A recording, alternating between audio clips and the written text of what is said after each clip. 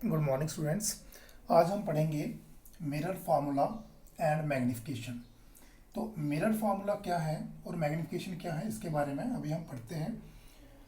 Mirror formula में देखिए, mirror formula 1/f equal to 1/u plus 1/v।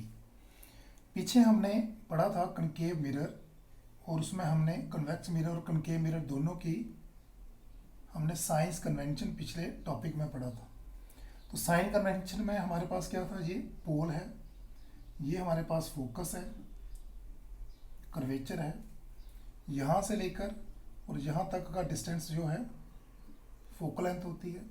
अगर जहाँ पर कोई ऑब्जेक्ट रखी है, ये मान लो ये ऑब्जेक्ट रख दी मैंने ऑब्जेक्ट, तो ये ऑब्जेक्ट है। इमेज या तो यहाँ पे बनती है या यहाँ पे बनती है, ये आपको मैंने पढ़ाया हुआ है। ये इमेज है, ये भी इमेज है। तो यहाँ से आप देखिए 1/f, तो f क्या है यहाँ पे, तो f इज, यहाँ पे लिख देते हैं f इक्वल टू क्या है, f distance between f and b, distance between f means focus and p means pole. u, तो u हमारे पास यहाँ पर क्या है, ऑब्जेक्ट। ऑब्जेक्ट को हम क्या लिखते हैं, u, और इमेज को लिखते हैं v, चाहे ये वाली है चाहे ये। तो u क्या है, distance of the object from, ये ऑब्जेक्ट है, इसका डिस्टेंस कहाँ से, पोल से, फ्रॉम पोल। उसके बाद नेक्स्ट ये हमारे पास आ गया v, तो v क्या है, distance of the image, image from pole. तो ये हमारे पास इसके पॉइंट है। एक और हमारे पास यहाँ पे आता है कि यहाँ से ये कर्वेचर है और पोल के बीच के डिस्टेंस को बोलते हैं r, रेडियस ऑफ कर्वेचर। तो डिस्टेंस बिटवीन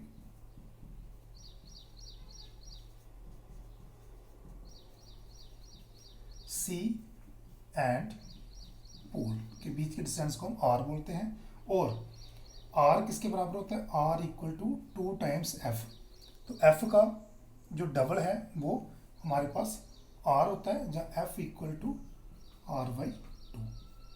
इससे भी हम आगे न्यूमेरिकल प्रॉब्लम्स निकालेंगे। तो ये था हमारे पास मिरर फार्मूला। इसके बाद नेक्स्ट है इसमें मैग्निफिकेशन। तो मैग्निफिकेशन में देखिए, मैग्निफिकेशन क्या है, it is the ratio of height of image to height of object. Example के लिए आप कनकेव मिरर ले लीजिए।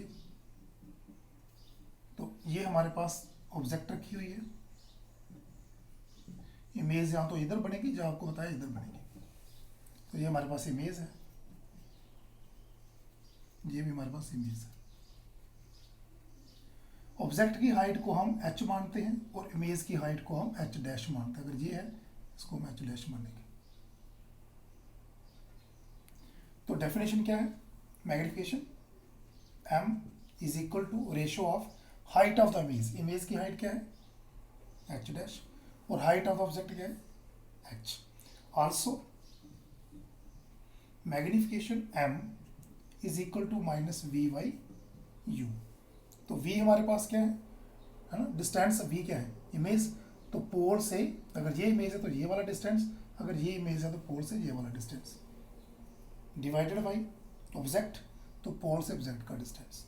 तो दोनों, अगर ये 1 है ये 2 है, from first and second m है कि इक्वल टू आ गया, तो लेफ्ट हैंड साइड और राइट हैंड साइड किसके बराबर आ जाएगी, राइट हैंड की साइड के बराबर। तो ये हमारे पास इसका जनरल फार्मूला बन गया जिससे हम न्यूमेरिकल्स निकाल सकते हैं।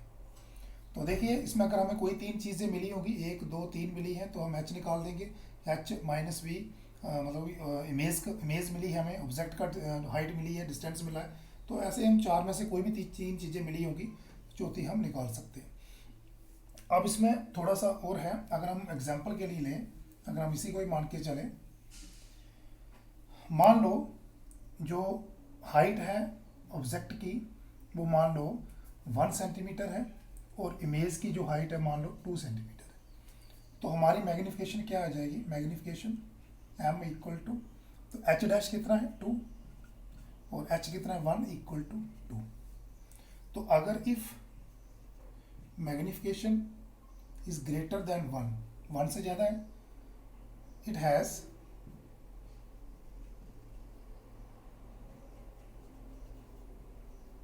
Magnified image. तो इमेज उसमें कौन सी बनेगी, मैग्नीफाइड। अगर आप कोई दूसरी एग्जांपल ले लेते हो, मान लो कि ये 1 है, इसकी जगह इसको 2 कर देते हैं, और ये 2 है तो इसकी जगह इसको 1 कर देते हैं।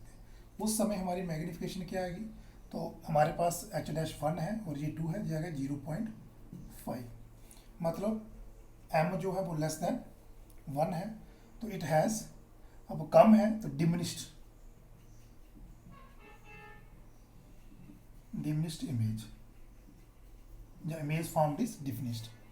तीसरा केस क्या आ जाता है कि ये भी 1 है, वो भी 1 है, दोनों 1 है, तो मैग्नीफिकेशन इस समय क्या है 1 divided by 1 equal to 1, means m equal to 1। तो पहला केस हमारे पास क्या था, पहला केस हमारे पास ये बन गया m ग्रेटर देन 1, दूसरा केस m लेस देन 1, तीसरा केस m इक्वल टू 1। तो उस समय क्या बनेगा, द इमेज फॉर्म्ड इज, है ना, image formed is equal in size